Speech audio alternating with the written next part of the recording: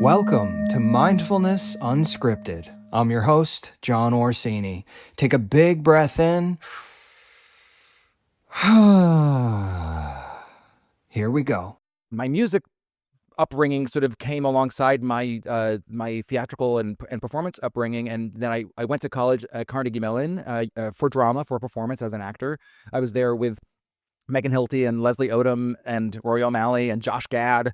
It was Patina Miller and Cara Lindsay. If you're a musical theater person, you will definitely know those names. And it was a really wild time to be in that program. But while I was there, I started writing and songwriting, and it really was because I started to get kind of poked at artistically and was starting to kind of get this sense of not that it was an unsafe space, but definitely the bar was raised there in a way that I, growing up in the Midwest and sort of just like, hey, this kid likes to perform kind of a space. And now it's like, you are here to train, and it's going to be rigorous. And to protect my own artistic heart, I built this whole other channel, not consciously. This all just sort of happened organically, where as picked apart as I was in an acting class or a voice class or a dance class, no one could touch what was coming through creatively from the writing and songwriting and musical theater storytelling side, because it wasn't part of the curriculum. I didn't have a teacher teaching me that, and I just had this little laboratory that was my own safe space. And I started writing for the incredible talents that were there. I wrote a song for Megan Hilty. I wrote, I was just like, these people are amazing, and they inspired me so much that by the end of those 4 years, I had written a musical. I had written an album full of single songs, and I was like, I'm doing this too. But that was also a bit of a creative survival tactic, because I was so challenged by the training ground there, which was incredible, but like a lot, and demanding. And there was not at all the same kind of tending to the mental health, nervous system. No, the word nervous system did not show up in my 4 years at Carnegie Mellon. And I'm sure they're talking about that now. There's been such a beautiful change in arts education and just how we talk about the body as an artist, and certainly as a performing present tense artist, as we are as artists. So I'm sure they're talking about that now. But yeah, I'm actually grateful that maybe they weren't, because I don't know if I would have created that safe space as a songwriter without it, because I needed this this protected territory that those teachers couldn't get into. Oh, that's beautiful. It makes me think of when the obstacle becomes the way. Absolutely. Like it kind of prompts a mojo or a motor in a certain direction, because it's like, oh, what is this? I need to go over here now, or something like that. And I'm definitely feeling like in thematically this parallel. I'm thinking about how with breath, for instance, right? With the breath work, so much of the work that I do with people that I work with, whether it's artists, actors, or as one of my friends would say, civilians, like non-actors, civilians, muggles, or there you go, exactly. which I think is a little, sometimes that feels a little aggressive to call non-theater people muggles, but Yeah, sure. that's a fun way too. That's funny. Yeah. I just watched Harry Potter recently. Is that so much of the work that I do is wherever someone's coming from with their background, is the breath operating like a broom to sweep out cultural conditioning. And so, because I feel like there's this pretty universal concept where when we're born and we're young and we're kids, everybody is creative, playful in some form or fashion, right? But then as we start to grow up, like an art teacher or somebody, not even necessarily maliciously, will be like, oh, that's in essence not a good drawing. And then this thing gets planted, like, even if it's not mean or something, it's just like, or never mind if it is, but this idea, we start to put parameters on, like, oh, I shouldn't draw. Like someone hands us some crayons and you're like, no, I don't do that. That's not me. I'm not creative, or I'm not whatever. So the idea that you had this motor to create, and that you, as you were saying, you got all these yeses along the way, was just encouragement for more creation. And it seems like, to reflect this, it seems like it created this channel, this open pathway. And it's almost just like this, like you have this powerful, palpable, magnetic energy that I noticed from the moment I met you, when we first met. And it's so charismatic and captivating, because it feels like everything's possible. Right. So like the fact that you lived that makes so much sense. And you had these teachers that were so encouraging.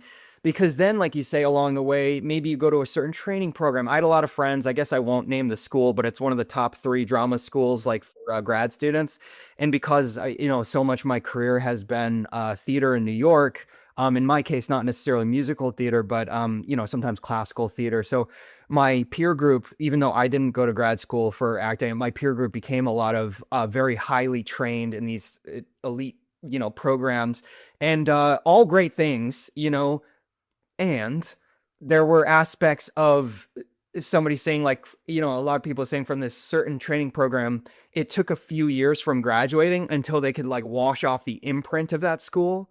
So it's like the training was so valuable and made them so strong, but then they all just like marched out like uniform little soldiers and they weren't unique anymore. And then so they had to like take that training, but then come full circle back to their uniqueness, Mm. and which in some ways got like formatted out of them sometimes. Absolutely. I mean, I don't know if this is a term that you heard in, the world uh, of actor training, but there is this break you down to build you up Yeah. thought. Right. And when I, this again, this is a long time ago. This is, I went to school, I graduated in 2005 from Carnegie Mellon. So 2001, when I was going in, that was the ethos of the conservatory training: break you down to build you up. And unfortunately, I saw so many folks, and again, this is not a hit on my program. It's sort of that it is a not a fragment, an artifact of the moment and the time, and like sort of what was the ethos through all of these training of places, where it was about this kind of level of discipline and rigor and intensity that I think like really was the forger of like some real grit and like determination, and artists who are like who are kind of like very anti-fragile, in a beautiful way.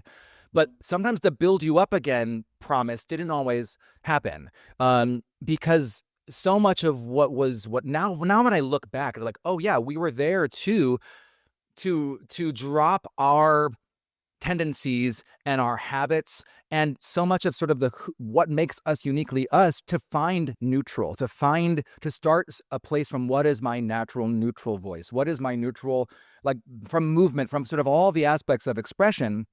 But then it's like, you're 17, 18 years old, and it's like, well, now I'm this neutral vessel, and I'm afraid to like allow any of my life experience to actually imprint to make me uniquely me, So like, yeah, you're exactly what you said. We walk out these sort of, storytelling automatons, because we were raised and trained to empty out, to like find this neutral place, which is really important. Like, we do have to understand we have to have that third eye on our craft to understand what is a habit. Is that habit serving me, right? Same with like the physical body. Like, if we defer to one side for too long, we're going to start to get some sort of habitual aspect to our movement, and then maybe some pain shows up, right? And like, that's why Alexander work shows up, and it's like we're all trying to like neutralize the spine and like find neutral.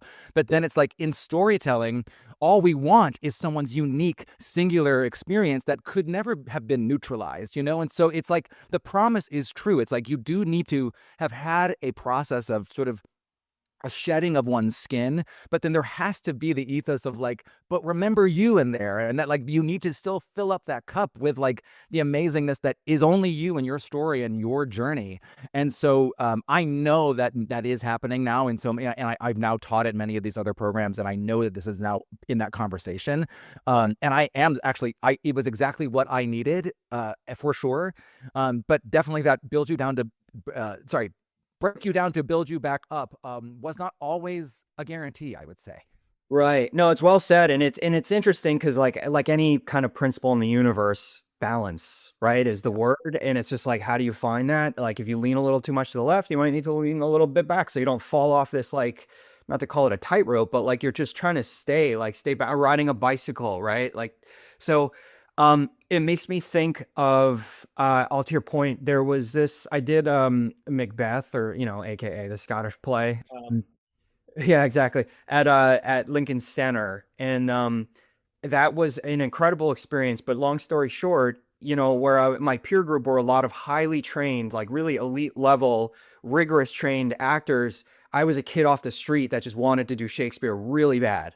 And so I was playing Malcolm, which is pretty notoriously like difficult, complex kind of role. Like he's got this really complex kind of scene that goes on towards the latter half of the play. And Right. anyways, I there was this vocal coach on there that was like hardcore old school Royal Shakespeare Company, hit your consonants, and she kept wanting me to say perchance. And I was like, I'm American, so it sounds a little more like perchance. And she was like, right, but it's not perchance. And anyways, but here's my point is that actors, artists are typically inherently sensitive, right? And so, where do you strike that balance between maintaining your sensitivity, Mm. but also being able to take direction and criticism so that you can grow, while also not allowing that direction and criticism to stomp out your unique individuality? This is what I mean. It's like all these things.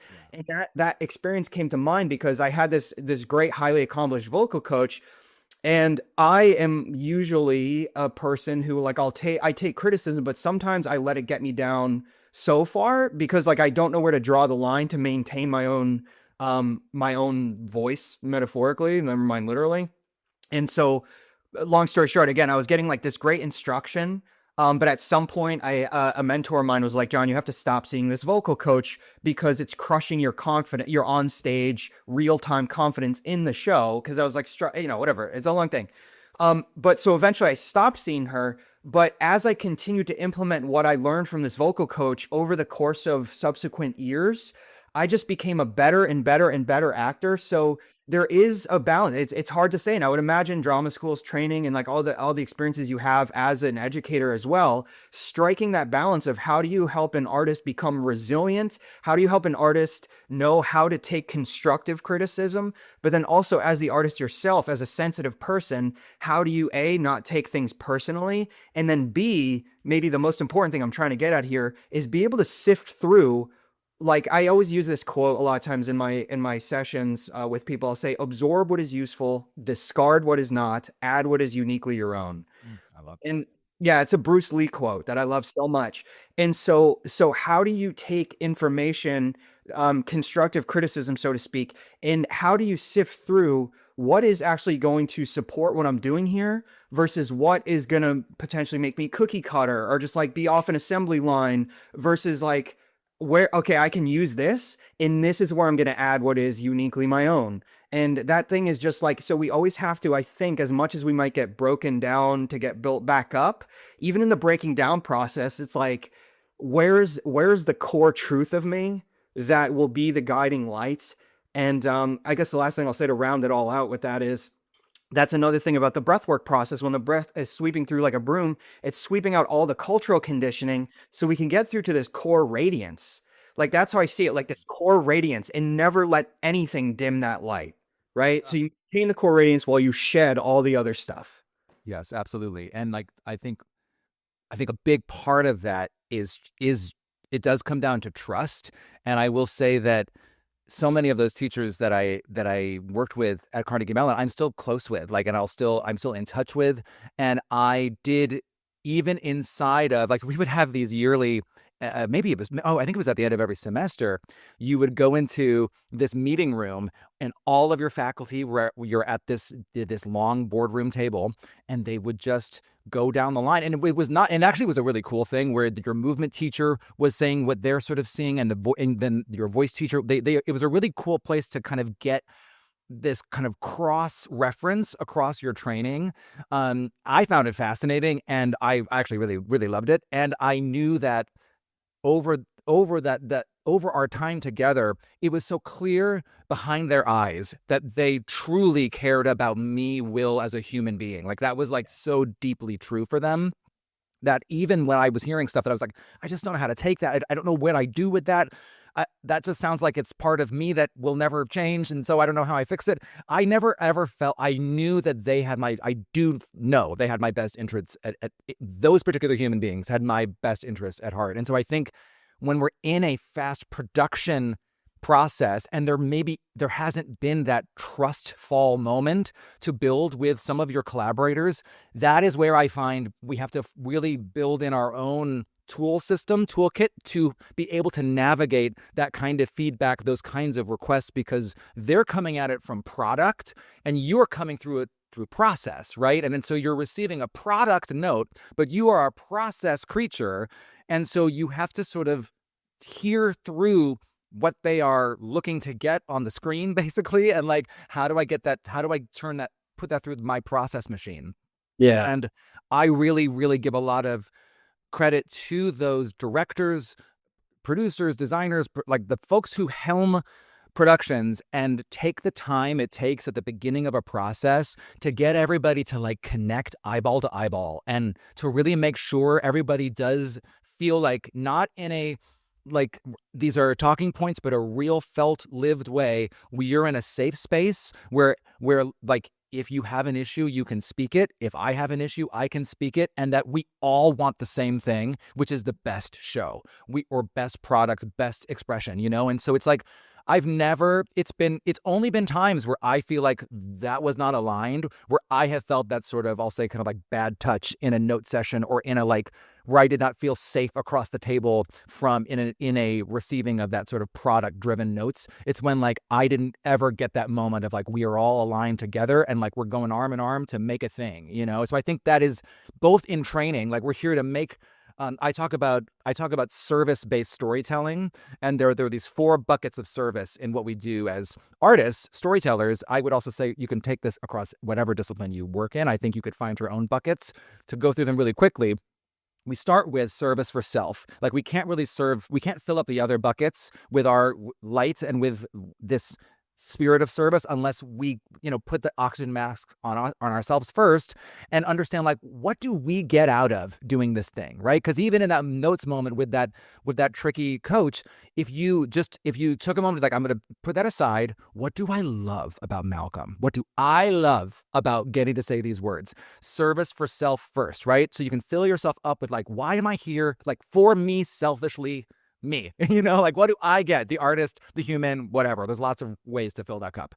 And then it is service for others. And I say those others are the audience. Like the others in this use case are the people who are receiving your work. So how is what you're doing a service for them? In how they perceive you, how can they embed their lives, see the world more clearly, hold a mirror up to their experience, build some empathy through the story you're telling, the work you're doing as an artist. Then there is service for the story itself and the story world and the character you're inhabiting. And I would say the creators of that story world, right? Like you are actually of service. You are the only one in that building who can make Malcolm go back to the Scottish play, who could make Malcolm sing. You're the only one who can bring him to the finish line. How can you serve Malcolm, period? So that's service for the story. And certainly in new musical, I work a lot in new musicals, that also has to do with, especially in development, there's this is a bit of a diversion, but often in like a reading, and I know you've done new work too, like there's this like desire to like work on it as if like we have like all the time in the world and we're not just here in these 29 hours to just get the words up in the air so the writers can hear it. It's a very like ego, like actors have to put themselves away and sort of allow themselves to be a bit of a sacrificial lamb to things that may not work, and they might not work all week, and that's part of it, right? Rather than trying to solve it and fix it and slow everything down, like you just have to be the artistic sacrificial lamb a bit and like let it be not great. That's like what a preview process is too. Like we just have to let a few performances not work so they can do their work out in the house, and we just have to sort of be that for them and not show off how not working it is or kind of keep flagging it. That is now leading us into service for the 4th bucket, which is service for the process itself. And so I would say inside of a cast, inside of a class, there is also service for your cohort. And so in an acting, I wish I had this when I was 17 at drama school, but like I can definitely walk away, and I definitely was aware of this, meaning I learned the most from watching my fellow actors fail. I rarely learned from my own failures, because they were so painful and I felt so exposed and I was so young and I just like wanted to like peel my skin off, you know. I had many times where there was a like a handicap or faculty bathroom that was like a single bathroom that had a lock and a light switch. And I would, after ballet class or any class where I was just confronted, I would go into that faculty bathroom, turn off the lights, lock the door, and cry. and I and I was not the only one. And there are Tony Award winners who will share that same story of that same bathroom. But this service for the process.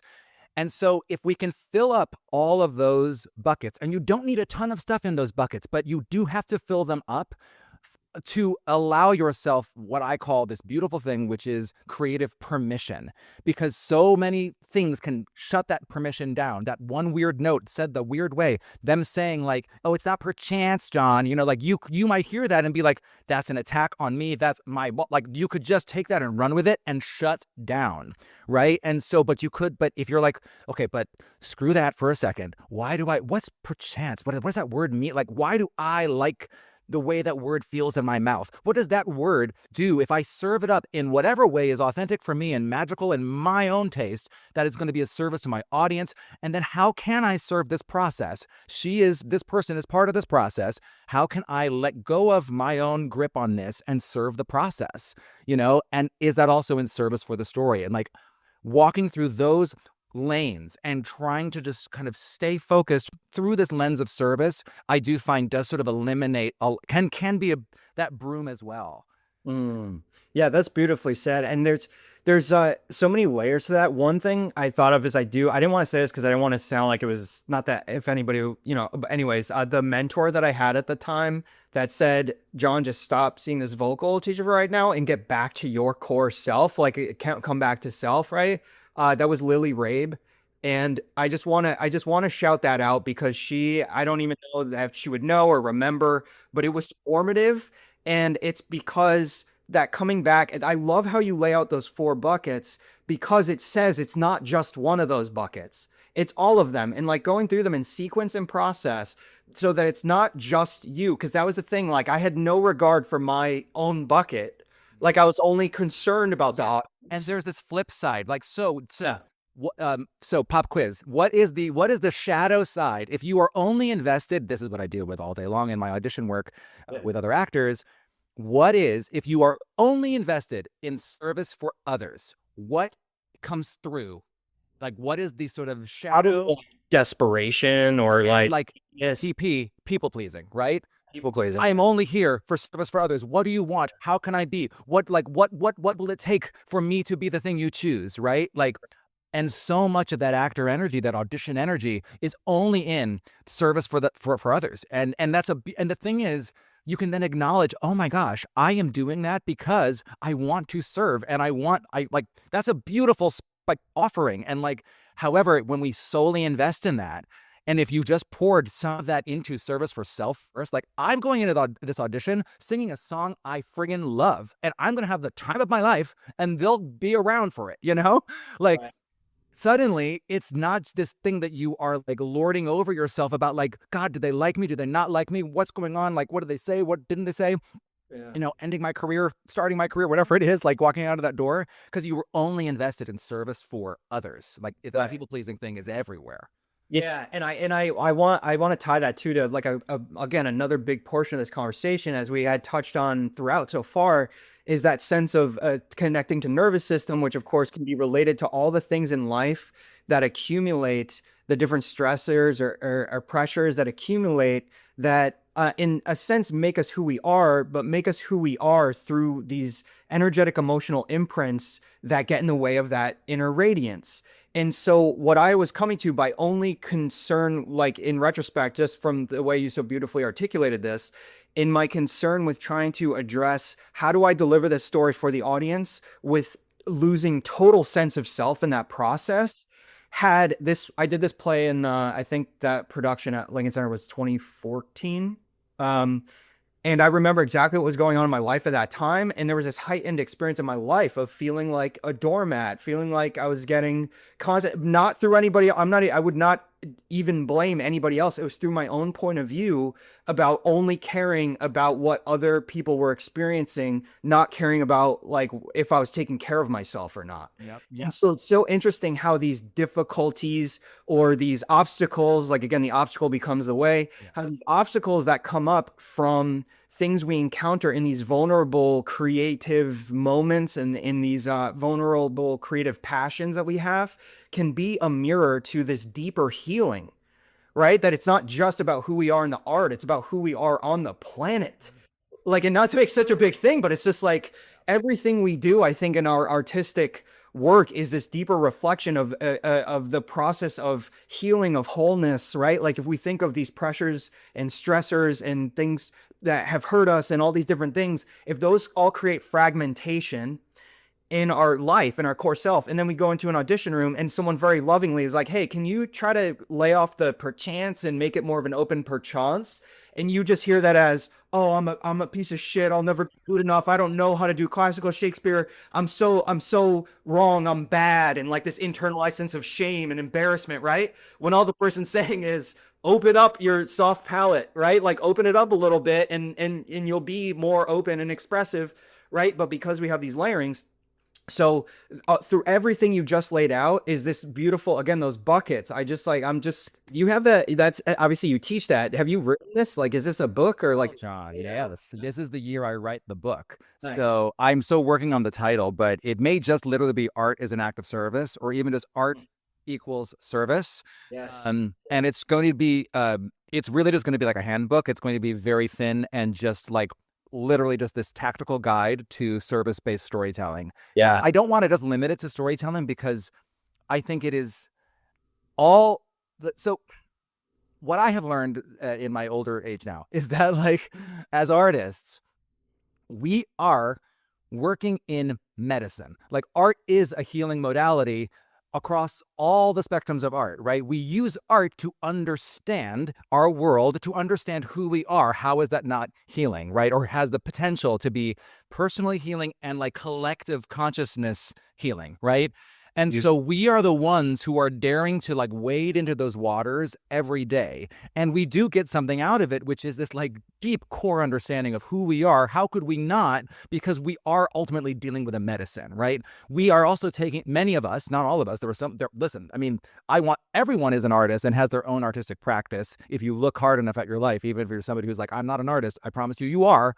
And you are creating art in your day by how you like build your home, how you speak to your people, you know, like the things you are building and dreaming on through your imagination is absolutely you being an artist. However, we do have these like professional lanes out there of like real, you know, getting paid to make the thing, getting paid to be in the show, make the music, make the art, do the whatever, right? Be in the movie.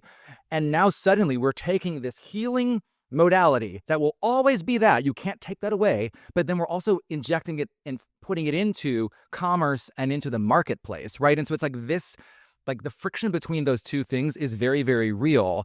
But we have to remember that at all times, we are working with like radioactive material, which is this like that has, you cannot touch it and not be changed, you know? And so it's just like knowing what the powerful force you're working with and working through, that the art is always going to be working on you because it cannot help but do that, because that's why we built it evolutionarily. Like we made it part of our brain that we had to express in these abstract ways, use story to tell, to teach, to help guide, you know, future generations, so they learn that those berries will kill you, these berries will not, right? And they learned that from a story of, you know, the guy who went down the lane, got those berries, came back and was sick, and the guy who went, you know, it's like that's a story, right? And we learned that through that, you know? And so we have been wired to learn through art and build and grow emotionally, socially, culturally, personally. And so it's like just knowing that you're like,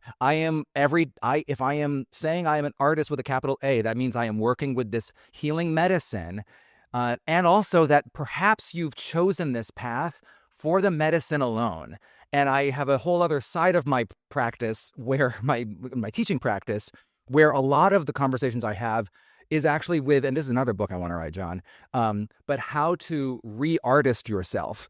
Because so many of us really, like I didn't say the real beginnings of my artistic career came through me having a debilitating stutter growing up. And it still shows up often. It hasn't happened yet on this conversation, but I'll listen back. Maybe I'll catch a few times. But growing up, my name is Will, but I was raised as Billy, and I was going to be Billy. William, Bill. There's a lot of options for Williams. My dad is William, and so I was going to be Billy, and I had a hard time saying my own name. I would get caught on I would be like, and I had this like stammer stutter thing. And Will, I could kind of like glide into it, and so I changed my name to be able to say who I am with more ease. And so you have this young person who's trapped behind their speaking mechanism. Like I literally could not express myself because it was like there was just something up with how my brain and my mouth like operated. Went through a lot of amazing speech training and speech therapy, I guess is what you call it. But we found that when I played pretend, that went away. When my brain, and I just read this thing, I just saw this on Instagram actually, that actors have this, when they do a brain scan, it's not that the things light up in our brain that are like imagination, like creating thing. It's actually a releasing of ego. Like we actually drop out when we are actually in the flow of performance. And I actually like started crying when I read that, because it was like, that is what I experienced as a kid. I went away. And a big part of that shedding was this stutter. And so I could sing and I could read text in class and I could do all these things. And then if they asked me how it went, I'd be like, and I would just break again, you know? So I had this like very, very deep need to express that like could not actually function. And so art, theater, storytelling was my healing.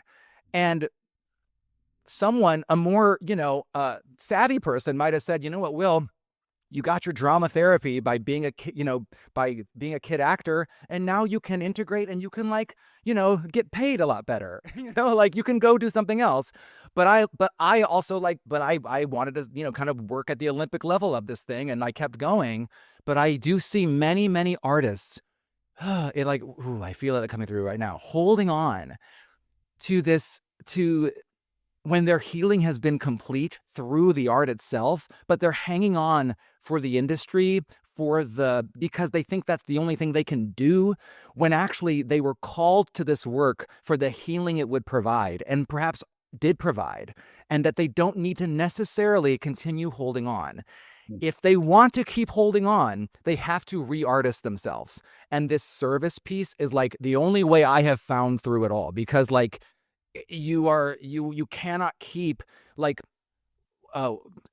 abusing this like child's dream of a career and a world that doesn't exist anymore. You have to you have to be present with the industry you're in if you're going to say you are a working professional in this artist lane you're in. And then you have to build that resilience around it, because if you were actually only there to get the goods out of the medicine, you may have already gotten it, and now what are you doing? That's incredible. And so a couple things. One, art as an act of service, 1,000%. Art as an act of service. If I saw that on a thing, I'm snatching out immediately. Okay, done. Right? I love that. I love that. I also so deeply appreciate what you just shared about coming from the stutter. And it was like this embodying thing, because so many layers to that, not least of which is sometimes I feel like there's a misconception of people in my civilian life who sometimes, not often, but sometimes they'll be like, oh, actors, that must be a lot of egos and blah, blah, blah. I can only say from the New York theater community, I didn't grow up in Hollywood or anything, so I can only speak to my community. Growing up in New York theater community, it's not that, every now and then you might bump into something that feels that feels a little egotistical, but by and large, almost across the board, stories like you just shared about your childhood and how you found this healing and liberation through storytelling and everything you just laid out, that's what I found. And in my journey as well, I was shy, I had a chip on my shoulder growing up, I was angry. Long story short, I got into theater and I was like, oh, I can actually be myself. I didn't even know what that meant before. And so I found this community of the least egotistical, most open-hearted people I had ever met. And it's just so there are misconceptions around what art is, or around like what actors are or are not, or whatever it is, right? Well, because people, you see what you look for, I think, and I think there's a lot of folks who look at somebody who has the audacity to like stand up and like have a light on them and like say words and hold attention for 2 hours of an evening, and that seems like, oh, they like, but when there's actually such, it is such a like, we are the ones who dare to stand in the light and say, I will let you see me. Like, I am daring to be seen, and I am daring to like fail in front of you, and like, this is my body the way it looks, this is my voice the way it sounds, and these are the tools I have, and I'm going to do them at the best of my ability for these next 2 hours, and it's such an act of like anti-ego, but I Yeah. think people see it and they so want to be seen. They so want to be heard. They feel so not seen and heard in their life. And so there's this sense of like, I'm not saying everybody, but I think often people who have that knee-jerk reaction about like, oh, actors, they do, this, and like, they just want to be seen. They have this ego. I think it's because there is this desire to be seen and heard. And that is something maybe perhaps missing. Right. It's like a shadow. Yeah. That, Yeah. and it's Just some chair psychology here, but yes. totally. Well, that often it's like very often when people tell us things, or especially when they're reactionary, it's usually a reflection on them very often. Again, like not to get in too much into psychology, but like that, yeah, no, absolutely. And it just, yeah. So thank you so much for sharing that. And like in the value of the work, art as an act of service, like everything you just laid out about how storytelling. And I often think too, I remember writing a mission statement when I was about 24 years old. And I was like, I need this mission statement to transcend whether it's acting or whether it's this or whether it's that. Like, it's just like got to be an overall mission statement. And it was to let people know they're not alone. And it made me think of, again, a few things that you said. One is there's this Marianne Williamson quote: as we let our own light shine, we unconsciously give others permission to do the same, right? And then there's this other one, and I don't know why. I feel like the internet is confused about whether it was Marianne Williamson or Nelson Mandela, which is interesting. It was like they don't know which one it is, but it was the saying is, it's our obligation to shine. Yes. And Yes. yeah, and so I that one really came to me too, because as I had been mentioning about doing that production of Macbeth, which is like it just kept coming up throughout this thing, obviously, is that at that time, like I said, I was like really struggling personally, and I was kind of feeling like a doormat, and I didn't know how to advocate for myself, and it was manifesting in the work, and like because it can, and so I came across that quote: it's our obligation to shine. And the word obligation was so interesting because normally I would consider that a negative thing. But almost like you're saying, it's made me think of when you're saying about standing in the spotlight to be there. And it doesn't even necessarily, very often, it doesn't mean you even want to be. You might be the most terrified person ever to be doing that. And you might be like on paper the last person in the room to be doing it, but you're doing it because it's this act of, I don't know, like a way to try to create this, be an act of service, right? And so the idea that it's our obligation to shine, that phrase alone, whether it came from Nelson Mandela or Marianne Williamson, I thank both of them for many reasons. Um, when I read that, that was the beginning of a shift from the state I was in my life to like stepping back into my power after what's going on, Yeah. right? And it was through that and as we step into our power again, it's we're giving other people permission to do it consciously or not. And if it does strike someone in a way being like, oh, you're stepping into your power, that's you could blah blah blah. Again, it might be more a reflection on them. And I just wanted to take the moment to say that to anybody who might be listening to this who has ever been told to like sit down and be quiet. Like maybe you were told to sit down and be quiet by someone who was really hurting and really broken and really unself-aware. So maybe you should stand back up and talk louder. You know what I mean? Like it might be time. Fun. Yes, yeah, and I use the phrase standing in the light of service. Like how can I stand in the light of service in sort of in my storytelling, in my artistic practice? And if we think of this, I just think the stage is just this. I mean, I wasn't the first, like Shakespeare nailed it as well. All the world's a stage, and a lot of people have made beautiful metaphors and connections to the stage being this incredible representation and avatar for the things we do on the world stage, in our day-to-day stage, but that this light, like, right, standing in the light I'm not just in a spotlight. I'm not in the light of like, that light up in that, corner of the theater or the spotlight to do my number. I'm in the light of service.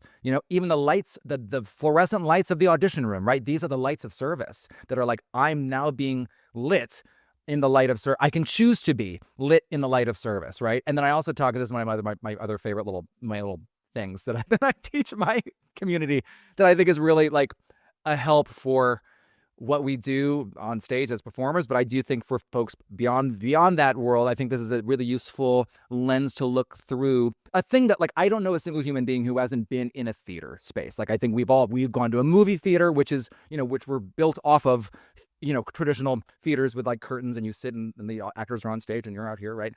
We've all been in a theater. We know what that is. And there's something very powerful about that, because again, it goes back to like our roots of just like storytelling and gathering around fires, right? Like, it's like literally in our DNA and how we know to be people together. We know how to gather in a space to give our attention to the thing in front of us, right? The lights go down out here so the lights can go on up there, and hopefully they hold our attention. But the thing, what I love, and this isn't happening so much on Broadway so much anymore, because we like to do cool things before the show where there isn't a curtain, but in the old school, like there's always a curtain down idea, like, like the overtures, like there's lights on the curtain, and it's like this like moment before the curtains come up. So think of a curtain that is not one of those ones. It's called an Austrian curtain that goes all the way down, that doesn't have a seam, but the curtains that have the seam in the middle, right? A curtain that can go part stage left and stage right. So I want you to, and we can all do this together. We can kind of feel our feet on the floor and imagine ourselves behind that curtain, and our audience is out in front of us, and we're now center stage, and we can see the kind of the light flickering in the seam between those two curtains. And we're going to put one hand on the left curtain and one hand on the right curtain. And the left curtain is the past, and the right curtain is the future. And we decide to be the ones to dare to open those curtains and stand where? In the center of the present moment, to be lit in the light of service. And so that is what someone is doing on that stage, but that's also what they're doing across from you in that conversation, right? And are you standing in that conversation with the left curtain like in front of your face of the past, right? Or the right curtain of the future, or both of them, and you're talking behind this curtain, right? It's no wonder so many things get confused, misconstrued. People can't collaborate. People are misunderstanding, right? But when we are actually daring to stand in the light of service, both center stage in the present moment, like that's where miracles happen, and that's where like the story happens. And to me, that metaphor of the curtain is everything. Like, it's like there's your audience is waiting there, and for the audience, like the story is there, and the story is in the present. And so if you're sitting in that audience and you're like on your phone, you're thinking about dinner before, or you're thinking about what that person said, you're missing the medicine that will be coming across that screen for you, And so like it works on a lot of different levels. But I just, this idea of like parting the curtain, standing center stage is a tool I give to my actors, certainly before auditions. Like, we're remembering, like, don't bring the past in, don't bring the future in. You have said you want to be the most you say you want to be an actor. Well, an actor is saying that they will be the most present person in the room. Like, that's their job. Like, I am the most present person in the room, available for your input, so I can put that through my process to like make a new output, and available for like the magic around me to like create a story out of nothing, and use language and this body and this voice to like do miracles, and like, you say you want to be the most present person in the room. Why are you going into that audition and like thinking about the 10 times you were in before and how bad it went? Like, you are not an actor now. You're like a worried person. Right. That's really well said. I love the imagery of the curtains, because it's a very felt, like I could really feel that experience of like here I am here right now. And it makes me think of I worked with this actor one time, and he told me this story when he was a young guy, and he went to go see Cloris Leachman, like Legend of Cloris Leachman, and he was waiting at the stage door, like hoping to talk to her after. And this was out in the Midwest somewhere, I think maybe Minneapolis or something. She was doing a play out there, and she came out the stage door, and this guy, his name's Michael Pemberton, this actor that I worked with, great guy, and great actor. And he's like, Miss Leishman. He says, a young actor. He's like, Miss Leishman, Miss Leishman. She was like, yes. And he was so excited. And he goes, what advice do you have for a young actor? And he said that she had this scarf on, like this big scarf on, and she was holding her scarf, and she said, darling, monitor and adjust. And then threw the scarf over her shoulder and just like walked off. And this amazing action. But the idea of monitor and adjust, like to me at least, the way that I received that story was hyper attuned presence. Yep.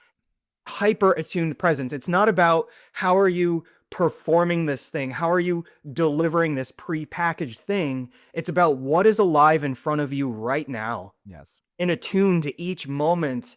Like what is alive right now? What is live, right? Every moment is what is alive right now. And that story that years ago, I had worked with him on something, and he told me that story, and I never forgot. I was like, monitor and adjust, because it's very similar to me in the mindfulness world. It's the same thing. Like it's the same thing. Like what is to sit in meditation? It's to monitor and adjust. You choose a point of focus, and like whether it's sounds or your breath, right? You just notice what's happening, and you watch. It's a hyper attuned sensitivity to the present, and I love that. And then the last thing I want to say on my end was I made a note here about the book The Body Keeps the Score Yes. by Vassal Vanderkolk.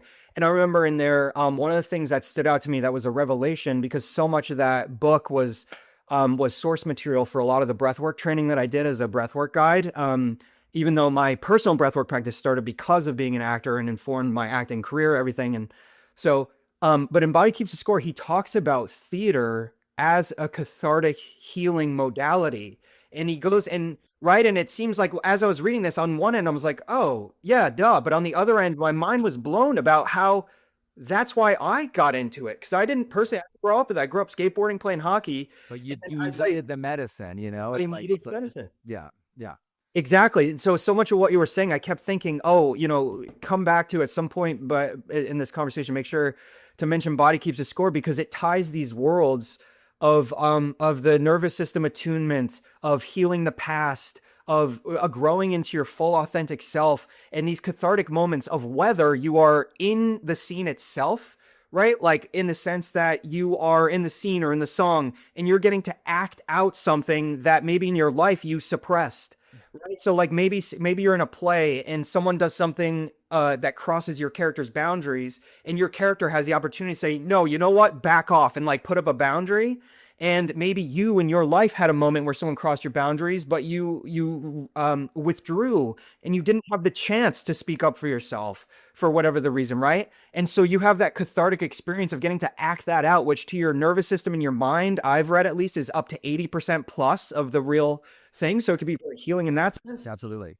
And then the one other thing is that even when it's not you acting it out, by witnessing another actor or another person acting something out from their true authenticity, from their personal experience, sometimes writers, actors, they'll say the more specific, the more universal, which is kind of an ironic concept. But when you see someone, so when it's not just you, but when you see someone else acting it out from their soul, it's healing to you as the viewer. And like, just to tie all that together, I wanted to Oh yeah, mention. well, like in our day-to-day life, like how often are we seeing the kinds of stories and moments that happen in movies, TV, streaming, theater? Like we don't like we're at like a coffee shop, you're at like the grocery store, you're at your place of worship, maybe like you're seeing people in the world, but everyone's masked up. And I don't like in the metaphorical sense, and Yeah. and masked up if they need to be as well.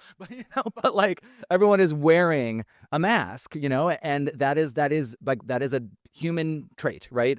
We kind of play these roles out in the world, and there is this sort of public versus private thing, but we very rarely get to see others' private moments, and so we don't know how will we ever learn how to be in our own private moments except by witnessing and learning through the witnessing of others, right? And so we have our families, right? And that's where a lot of things can go all kinds of ways, right? If you only base how you will go into the world based on how the home you were raised, like that will create a particular output, right? But then if a light shines if something bright catches your eye in another reality, in a story, in a movie, in a bedtime story, in a musical, in a cast album, and you're like, that's a way to live? That's a way to be? That's how to have that conversation. That's how not to have that conversation, like that's exactly right, John. Like it is this, we are learning through storytelling. We can build our empathy. It's why we all jump at a horror movie, because we're actually in it together. We're literally there. We back away. We can't stand to look at the thing because it's so real to us. Because that's the power of this thing we built evolutionarily around our campfire. It became so important that we learned this way, that like we have to treat it with the respect, treat the medicine with the respect it is due. And also know that like it is for, you don't necessarily have to commercialize it and monetize it for you to get the value. If you do want to do that, if I'm talking to my working artists out there, you may have to re-artist yourself. And like you likely, you can burn through your early years, and like just through grit and determination, and by just like that young person like thing, but there will be a reckoning someday, and like I just want to offer you all, and I think we're just in such a beautiful ecosystem now where like I can literally get on Instagram and hear someone talking about the nervous system for artists, and like it's just so part of like breath work was not was not two words that were put together in my early artistry, not my training or my early years as a professional artist. Have I ever heard those words breath work, And I find it's not surprising to me that, John, you and your work entered my life when I was really kind of putting the capstone together over my sort of storytelling method that I call inspired action. I call it inspired, and it's literally the inspiration of the breath being that landing pad for whatever is most present for that performer, and that the choices aren't made on the line as we're talking. The choice happens on that inhale. That is like the entry points to the present moment and to like your menu of choices that are available to you as a present tense creator. And that you're a present tense creator if you're like writing an email, right? That breath before that next thought is the entry point for possibility. And so if you can get to dance with your inhale and understand how powerful that can be, and have a practice for your breath, and even have your creative practice be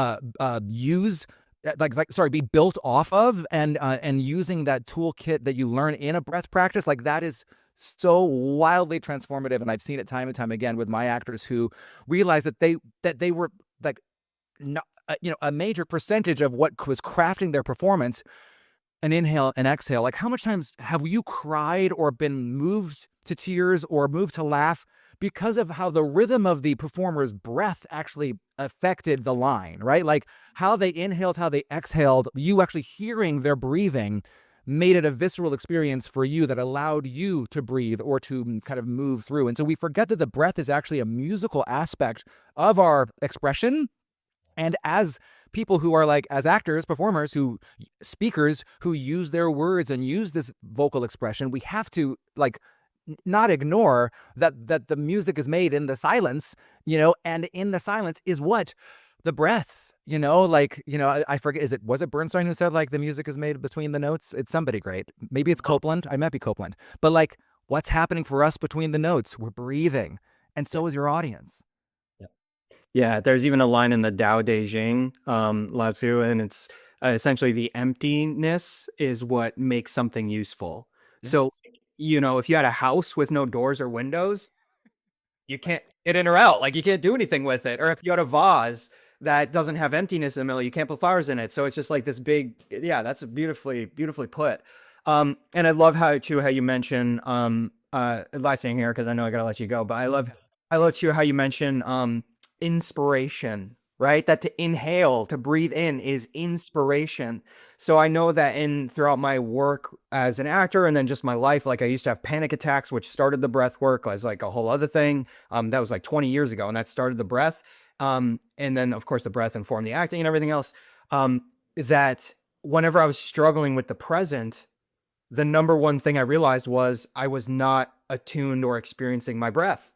As soon as I became aware of my breath, the feeling of your breath is always there for you, and it always immediately brings you back home to the present moment, the moment you feel your breath. And then if you ever think about, like, this is a whole bigger concept, but if you ever think about delivering a line, or like I would imagine be similar with singing, like delivering a note in a pre-planned or pre-packaged way, the best way to not fight yourself on that is to just take a big breath in and let it come right out. And that will be the most spontaneous. Again, I'm not a vocal coach. I'm not like certainly not a singing coach, but I just know from speaking language, if you need to refresh or inspire what's about to come out of you and you want to surprise yourself and therefore surprise the audience and be way more heart-centered and connected, breathe in to what, because that's going to bring you to right now, and you won't be able to be stuck in some prepackaged or like preconceived concept of the future. Like you'll be right there with it. And so I just love that you mentioned the word inspire. I mean, yeah, it's been sitting in front of us, at all times as artists. It's like all we want is inspiration, right? And like, what is inspiration? But a new breath, like it's like that's just been there. Like it's just been there for us to like remember and remember and re-artist ourselves around, right? That like the inspiration you need may be available to you in your next breath.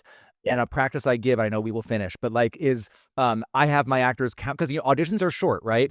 So I have them, and most of the folks I work with are musical theater folks, and so they're singing like a 16 bar, 32 bars, which is like a minute of material. This works with monologues too. And scene work as well, like short scene work. You count how many times you breathe, like literally how many times you take a breath in this chunk of storytelling. And then you use this phrase, and this is going to tie back to our 4 buckets of service. I only have X amount of breaths. Let's say it's 15. I only have 15 breaths to, and then let something fall out of your mouth that is in the line with the bucket of service to self. So I only have 15 breaths to have so much fun with this. Then I only have 15 breaths for my audience to forget about their troubles, right? I only have 15 breaths for my audience to forget about their troubles. That's one thing in the service for others, right?